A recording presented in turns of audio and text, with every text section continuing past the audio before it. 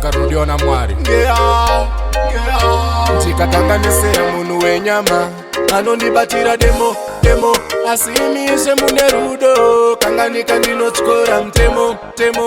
Ndiri munhu wenyama, zvakawanda zvandotadza mukuziva nemukusaziva, sansiye ishe ndichikoronga. Ndiri munhu wenyama, zvakawanda zvandotadza mukuziva nemukusaziva, sansiye ishe ndichikoronga. Ziso rangu rinocheva vakadzi, muromo wangu unotoka zvenyadzi, maoko wangu anoba zvisingaite, makombo wangu anofambira pambe. Ndikanzi nditambe muchechi handitambe, asekopawa ene handirambe.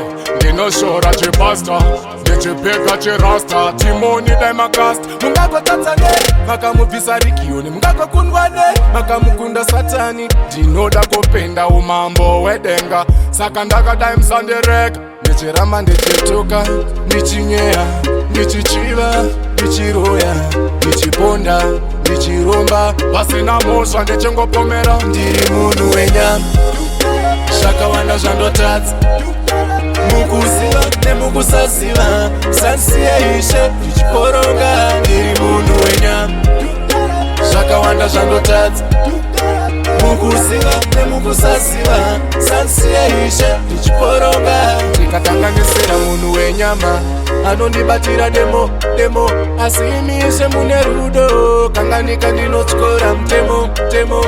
Ndinoshuvira kalife kari beta, kufamba nemisa zvamakata napita. Upenyu hwangu ishe mouchinja, pamuchadana vatwene musandiscrecha. Handidi kusara mumambo wedenga, ndinoda kugara tichizoonana nawo nedu matara, ana Abhurama nemukadzi wake Sara. Ndiri munhu wenyama, zvakawanda zvandotadza mukuziva nemukusaziva, sansiye ishe ndichikoronga. Ndiri munhu wenyama, zvakawanda zvandotadza mukuziva nemukusaziva, sansiye ishe ndichikoronga.